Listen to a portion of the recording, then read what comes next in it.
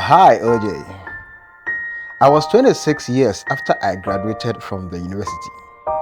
At that time, I had a boyfriend who really loved me. Even though he really didn't have, he gave me stuff and shared the little he had with me. It was time to do our service. I was also from a not so rich family too, but at least I could make ends meet. He ended up getting a government firm in the Upper West region. He's always wanted to go into farming. I got a firm here in Accra. Him moving away was very difficult for me, but then I'm not the one who would stop him from realizing his dreams. So we kept in touch, and when he came to Accra, we always saw each other. Now the real pressure started when most of my mates started getting married. I was almost nearing 27 years and I felt the pain of jealousy when I saw most of my mates getting married and I wasn't. I started mentioning and hinting to my boyfriend that we should start making preparations towards marriage and then build our lives together. Besides, we've been together for 5 years and counting. He kept avoiding the topic and even replied me less since every time we chat or had a video call I mentioned marriage. I tried to make him see reason. I was nearing 30. Plus, I didn't care for any flashy wedding. So far as I get married, I'll be fine. I needed to take matters into my own hands. I didn't want to end up like those ladies who spent all their lives or time with one guy who ends up disappointing them in the end. OJ, there was this nice guy in my office who expressed his interest in me. We usually talk and all that. He knew I had a boyfriend and he said he won't stop him from fighting for my love. Fast forward, the conversation between myself and my boyfriend became less frequent and always ended up arguing. Days turned into weeks, weeks into months, and then we stopped communicating at all. Let's call the guy in my office H0w. Fast forward, I got a contract at the same office after my national service, and my platonic relationship with H0w was still ongoing. I intentionally told him my 6-year relationship with my boyfriend just ended and I was so down about it. He was there for me and made sure I felt better and okay. Eventually, I never heard from my boyfriend again after 2 years. H0w also asked me out within those 2 years and I agreed. I was 29 as at that time and now in a second relationship.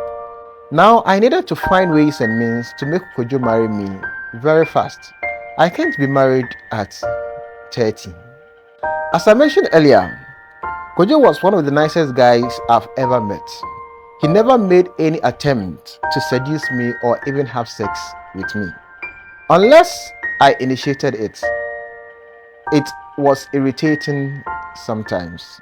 He's so gentle and calm and even apologizes for every little mistakes he makes.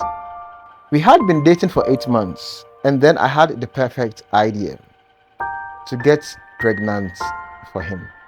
I visited him one day during my ovulation period and made sure we had sex without any protection. About 2 weeks later, I was eager to check if I was pregnant and kept buying pregnancy test kits to check. After a month, I didn't see my period and I was so glad. Gladly that the pregnancy test came out positive. I told him about it and this guy didn't even act like any normal guy would. He's too nice, my goodness. I told him it has to be a secret and that he couldn't tell anyone because people will talk and my family was so strict, so we have to get married before the bump shows. He said okay I was so happy. I told my parents about it, and they were overjoyed as well. We got married 3 months after. We really needed to speed things up, and I tried as much to not let the pregnancy show. I was finally married. 2 months into my marriage, I got a call from a foreign number, and it turned out to be my ex, or boyfriend, whom I never officially broke up with. I was 5 months or 6 months pregnant as at then. When I heard his voice, all the feelings I had for him came rushing back. I was dumbfounded for a moment. People say it's cliche, but it's actually not easy to forget your first love. He was my first, and I truly loved him.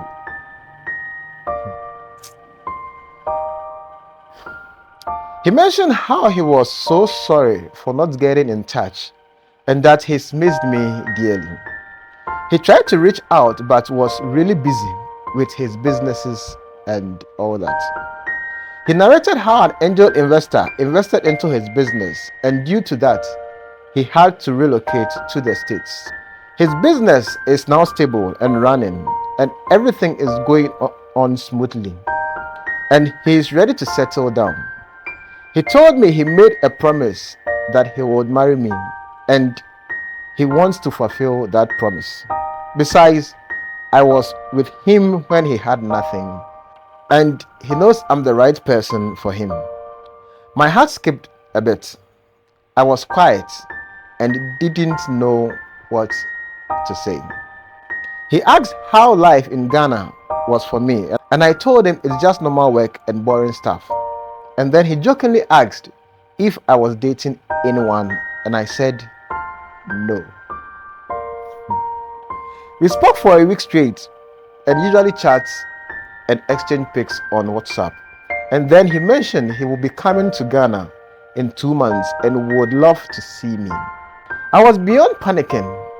How do I explain to him I was married and pregnant? Wow.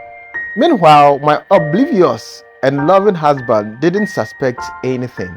He's always apologizing even when he's not done anything wrong. I was getting fed up with him and his niceness. Now, before anyone judges me, OJ, it wasn't because my ex was suddenly rich. We lived in our own 2-bedroom house, and my husband had his own delivery company. And I also had a bakery aside my normal 9 to 5. We were living comfortably. I needed my old love back. I really loved him and never quite got over him. I did something I hope God forgives me for. I didn't want the baby anymore, OJ. It hurts me to do this, but I had to. I induced a miscarriage and lost the baby. I was still 6 months pregnant. As usual, my husband felt it was his fault. He felt he wasn't always there or wasn't really pampering me enough. That was why it happened. He consoled me and kept saying sorry this had happened. Family members came to offer their support. I was actually sad I had killed my baby, but I really loved my ex too. Fast forward, OJ. My ex and I still continued to stay in touch till it was a month later. Afterwards, I stopped hearing from him. I tried calling and reaching out via WhatsApp. It was as though he had blocked me. I was so worried and scared. Had he found out I was married? I kept asking myself. I couldn't concentrate at all, and I told my husband I needed space because I had lost my baby. He understood and kept his distance, even though he tried to still help me and make me feel loved at home. In the month that my ex was supposed to come to Ghana, I got a message from him, and it read, "How could you do this to me?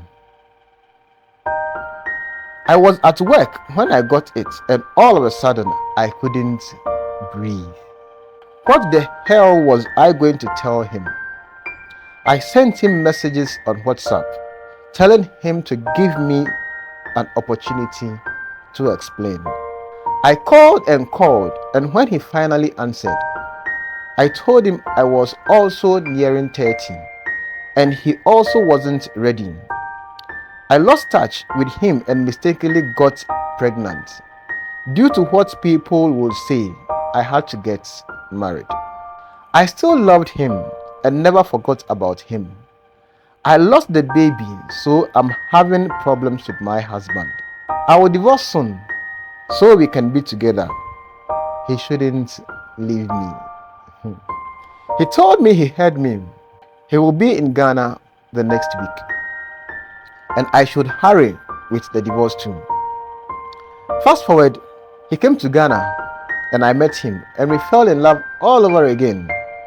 We lodged in a hotel and after more crying and begging him to forgive me, we made love and it made me remember as if it was my first how I had missed him so dearly. After the loss of the baby, I don't get intimate with my husband anymore. And it's been a month since my ex came back. We continued to meet and make love and spend time together. OJ, some days earlier, I got an anonymous email which told me not to divorce my husband, but instead stop whatever relationship I am having with my ex. I was alarmed because only my ex knew that I was going to divorce my husband. The email also mentioned that he is actually in for revenge. He was actually faithful all these years when we were dating, even when we weren't keeping in touch.